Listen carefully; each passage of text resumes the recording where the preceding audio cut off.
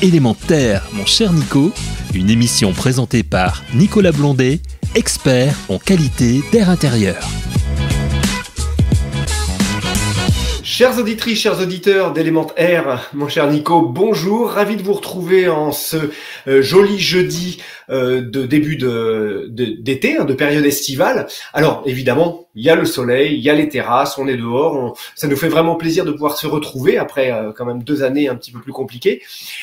Mais il ne faut pas oublier, même on dit toujours il y a un mais c'est pas du mais négatif, il ne faut pas oublier qu'également nous sommes entourés de nos végétations, de la faune, mais aussi de la flore, et de cette flore qui quelquefois peut être un petit peu invasive, elle peut être aussi un petit peu, je dirais, gênante. Je pense à tous ceux qui sont victimes d'allergies, tous ceux qui ont de l'asthme et qui le voient s'aggraver par ces périodes où les pollens sont plus importants.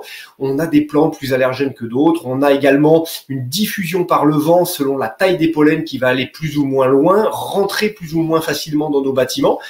Et notamment, dans ces périodes, il y a également des actions pour faire la chasse dans le bon sens du terme, aux plantes allergisantes, telles par exemple que l'ambroisie, puisqu'on en France, on le voit depuis le 19e siècle, où elle est à peu près la période où elle est apparue, elle n'a cessé de croître. On a historiquement toute cette partie d'ambroisie qu'on retrouve sur le couloir rhodanien notamment, et puis plus principalement le sud de la France. Et si vous allez consulter un petit peu l'histoire de l'ambroisie, vous allez voir que cette carte et ces diffusions que l'on retrouve, notamment, on va s'apercevoir que ces dernières années, elle prend vraiment une grande ampleur et il est nécessaire de pouvoir la connaître, et y faire attention et puis prendre les mesures qui s'imposent par rapport à cela pour la santé et également pour l'extérieur.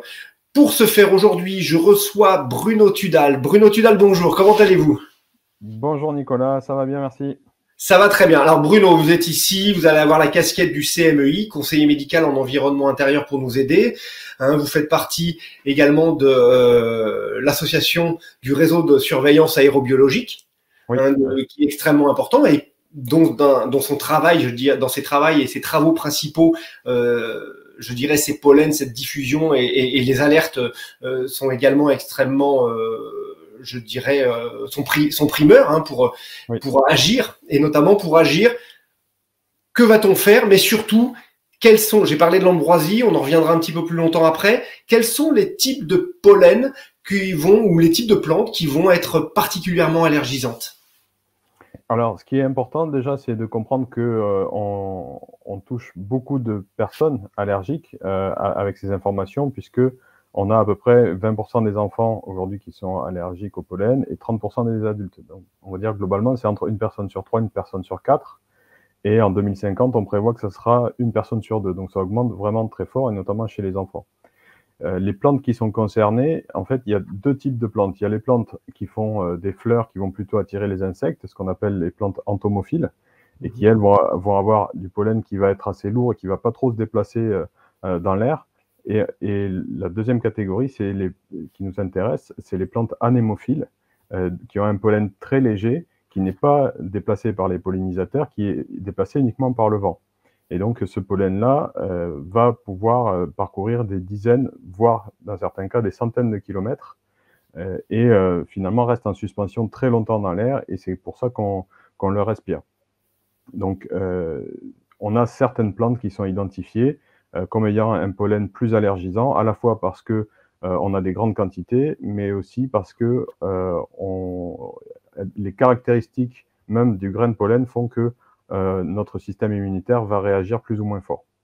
Alors, pour se rendre compte de ces pollens que l'on va retrouver et qui sont disséminés par le vent, on a quand même cette image où on regarde les véhicules au moment du printemps et qui sont bardés d'une petite pellicule qui est jaune-verte. Là, c'est la partie visible de ces pollens, puisqu'il faut qu'ils se déposent quelque part pour qu'on s'en rende compte. Mais sinon, en termes habituels, dans l'air, on les voit pas du tout. C'est d'autant plus pernicieux que c'est à partir du moment où on commence à avoir, on parlait de l'ambroisie, on va avoir les rhinites, on va avoir l'asthme, on va avoir la conjonctivite aussi, qui fait des toux plutôt rapprochées et importantes. Comment, je dirais, sans prémunir, on va se demander un petit peu quelles sont les zones au niveau des pollens et comment on peut reconnaître ces zones? Est-ce qu'il y a des outils à l'heure actuelle, je dirais, à la disposition de tout un chacun pour être mieux informé, plus informé au moins? Oui, tout à fait. Alors, le gouvernement, depuis 2016, a identifié 3 organismes qui étaient reconnus pour informer justement sur la pollinisation, que ce soit sur les mesures de pic ou sur la prévision. Et donc, on a tout d'abord le Réseau national de surveillance aérobiologique, le RNSA, dont je fais partie je suis membre du conseil d'administration. Et on a également Atmo France, qui est l'organisme officiel de surveillance de la pollution de façon générale au niveau national. Et le troisième, c'est l'association des pollinariums sentinelles de France. Les pollinariums étant, on va dire, des outils pédagogiques justement pour pouvoir identifier à quel moment les pollens vont sortir, un petit peu avant que ça sorte. Et donc, le RNSA, aujourd'hui, c'est un réseau d'à peu près 80 capteurs en France. Donc, globalement, on en a à peu près un par département. Et ça nous permet d'avoir des données assez précises localement sur chaque espèce végétale qui est suivie. Donc, par exemple, au début, à la fin de l'hiver, on a les cyprès qui vont être parmi les premiers à sortir, notamment sur le pourtour méditerranéen. Puis petit à petit, on a d'autres espèces comme les chênes, les bouleaux, etc. Et on va avoir certaines espèces qui vont se retrouver, ou familles d'espèces qui vont se retrouver pratiquement tout au long de l'année, comme les graminées, et voilà, qui sont vraiment très importantes à suivre parce que ça va varier beaucoup d'un secteur géographique à l'autre et d'une période à l'autre de l'année. On le voit d'ailleurs, hein, si on reprend pour mémoire la carte de France au moment des épisodes polliniques, ou plutôt allergisants possibles, le premier qui arrive, vous parliez du cyprès, évidemment c'est celui-ci, et on voit bien que les départements sont symbolisés en rouge tout le long de la Méditerranée, parce que c'est là où on les retrouve le plus, et puis c'est la première progression qui se fait ensuite sur la France. Donc c'est vrai que on dit on est dans le sud, on voit les cyprès, mais quelque part ces cyprès, ils ont aussi un impact extrêmement important. Alors en ce qui concerne ces pollinisateurs allergisants, on va parler de l'ambroisie un petit peu plus parce que je le disais au début de l'émission, c'est une plante invasive qui a vraiment aussi une colonisation assez rapide. C'est une plante qui va mourir après avoir fleuri et disséminé ses graines, mais par contre ces graines elles vont ressortir l'année d'après. Donc il y a les campagnes, on le sait, elles ont lieu au mois de juin-juillet pour les identifications. Par contre, vous allez nous parler de quelque chose d'extrêmement intéressant, parce que les identifier, c'est-à-dire on se promène, on les voit, elles ont tendance plutôt à être au bord des routes, elles ont tendance à aller dans les lieux où on a, je dirais, sur des sols ouverts, où la terre a été travaillée, donc oui. Plutôt dans l'agriculture on les retrouve, mais c'est pas suffisant. Alors, je sais que l'ARS a entamé une réflexion et aussi une action vis-à-vis, en faisant le rapprochement des personnes qui sont atteintes d'allergies à cause de l'ambroisie, pour pouvoir identifier encore plus précocement et rapidement les lieux où on va la retrouver pour ensuite agir. Expliquez-nous, détaillez-nous cela un petit peu plus, Bruno. Oui, tout à fait. Alors, en fait, pourquoi c'est important de faire ce travail-là? Parce que il faut savoir qu'en termes d'allergie au pollen, l'ambroisie, c'est vraiment ce qu'il y a de pire. Puisque on a à la fois des très grandes quantités de pollen, même si c'est localement, et aussi un pollen qui a un niveau de potentiel allergisant à 5 sur 5. Donc, vraiment, pour les personnes allergiques, c'est le pire qui puisse arriver. Et donc, nous, ce qu'on a mis en place avec l'ARS Nouvelle-Aquitaine, sur le département du Lot-et-Garonne, c'est de pouvoir informer les professionnels de santé des outils justement qui existent pour pouvoir faire le lien avec les patients qui ont des symptômes au mois d'août ou septembre, qui peut être lié à justement une réaction allergique au pollen d'ambroisie. Parce qu'aujourd'hui, on ne sait pas finalement si c'est une allergie aux graminées ou à l'ambroisie, par exemple. L'ambroisie, elle va être allergisante de quelle période à quelle période? C'est donc à peu près juillet jusque... Alors, c'est plutôt début août. Voilà, jusqu'à mi-septembre. Ça dépend des années. En fait, plus il fait chaud au mois de juillet et plus le début de la pollinisation arrive tôt. Voilà. D'accord. Si on a un mois de juillet très pluvieux, bah, ça sera plutôt mi-août, fin août, quoi.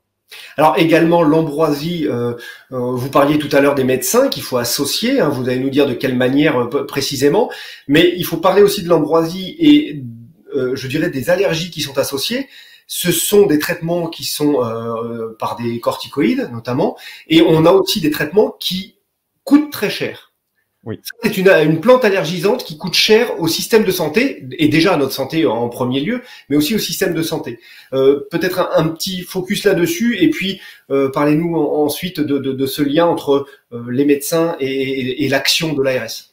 Oui, tout à fait. Alors pour l'instant, la seule étude vraiment là-dessus qui a été faite, c'est sur la région Rhône-Alpes, ou maintenant Auvergne-Rhône-Alpes, où on sait que, en fait, bon, même si c'est pas exhaustif évidemment, mais c'est une estimation. On sait que déjà rien que sur une région comme ça, on a plusieurs dizaines de millions d'euros qui sont engloutis chaque année dans la lutte contre l'ambroisie, par des hospitalisations, par des traitements antihistaminiques, etc. Donc essentiellement des coûts pour la sécurité sociale. Et donc justement, aujourd'hui, on voudrait que ces diagnostics soient mieux réalisés, soient mieux pris en charge d'un point de vue médical, pour qu'on puisse arriver à faire le lien entre les symptômes du patient et là où l'ambroisie est présente, qu'on puisse aller la détruire, hein, et éliminer le foyer. Il faut savoir qu'il y a à peu près 10 000 signalements de foyers par an d'ambroisie en France. Et finalement, C'est colossal quand même, hein, mais oui, à l'échelle de tout ce que l'on retrouve, on est loin encore du compte de tout connaître. Hein. Oui, tout à fait. Et justement, en fait, jusqu'à maintenant, on faisait juste le signalement et ensuite essayer de mettre en œuvre la destruction du foyer, ce qui n'est pas toujours évident. Quand c'est sur un bord de route avec les services de l'État, ça peut être fait de façon assez simple. Et on a eu des expériences là-dessus qui étaient très intéressantes.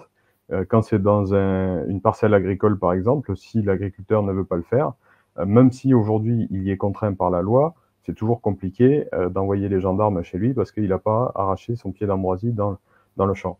Donc voilà, la difficulté, elle est là, d'arriver à mettre en œuvre cette lutte, parce que pour l'instant, les gens ne se rendent pas forcément compte de l'impact que ça a.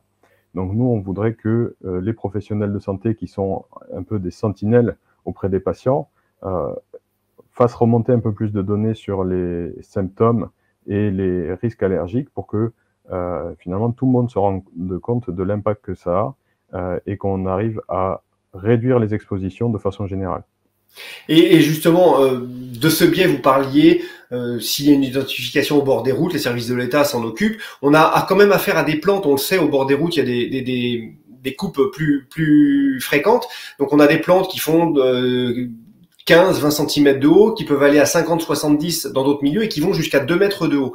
Donc quand on s'en occupe pas, on s'imagine bien l'impact et la différence d'impact de pollen d'une plante qui fait 15 cm de haut et une qui fait 2 mètres. On voit que le volume, je dirais, de pollen émis va être multiplié par 20, 30, 40 facilement. Par contre, est-ce qu'il existe déjà des outils ou des débuts d'action envers peut-être les agriculteurs ou envers tous ceux qui travaillent dans la campagne pour aider à l'identification et sensibiliser pour éradiquer cette plante, puisque c'est vrai, quand on se balade dans la campagne, on se dit la diversité c'est source de nature par elle-même, d'en avoir beaucoup, mais après quand on a pléthore de ces plantes, ça crée un problème. On peut faire un parallèle avec les algues vertes en Bretagne. C'est quand il y en a un petit peu, c'est pas trop gênant. Quand ça commence à couvrir des surfaces extrêmement importantes, c'est là où la quantité devient danger finalement. Et là, on est dans ce cas-là. Est-ce qu'il y a quelque chose qui existe pour aider à la sensibilisation, ou c'est une action naissante qui va être accentuée? Oui, alors en fait, il y a des outils qui existent depuis bientôt 10 ans, on va dire.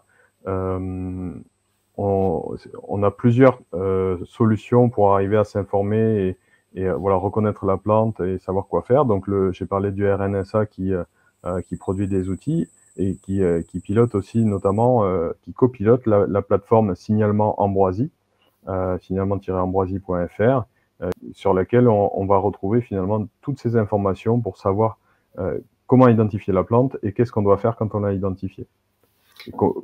Et surtout ne pas s'exposer, savoir à quel moment on peut l'arracher par exemple ou la couper pour ne pas s'exposer au pollen et faire une réaction, parce qu'on peut avoir des réactions assez violentes. Moi je tiens quand même vraiment à avertir sur le fait que si on la détruit, justement on en parlait en juin, juillet, c'est très bien.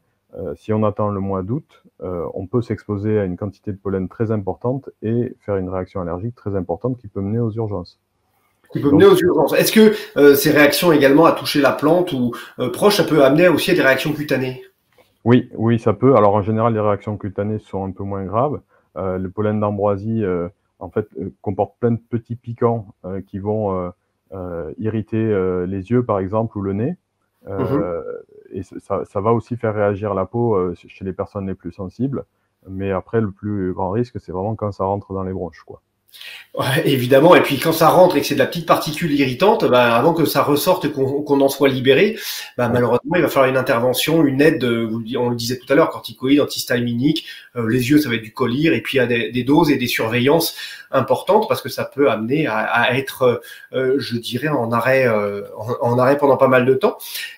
Juste une petite précision, cette plante, elle ressemble à quoi? Parce qu'on a parlé un petit peu de sa hauteur, quelle couleur alors les feuilles, on se doute, par la chlorophylle, ça va être vert, mais la fleur par elle-même, quelle forme elle a? Est-ce que c'est une tige? Est-ce que c'est une fleur? Oui, alors on parle de l'ambroisie, mais en fait, on devrait dire les ambroisies, puisque même s'il y a une espèce dominante, on a 3 espèces d'ambroisie présentes en France.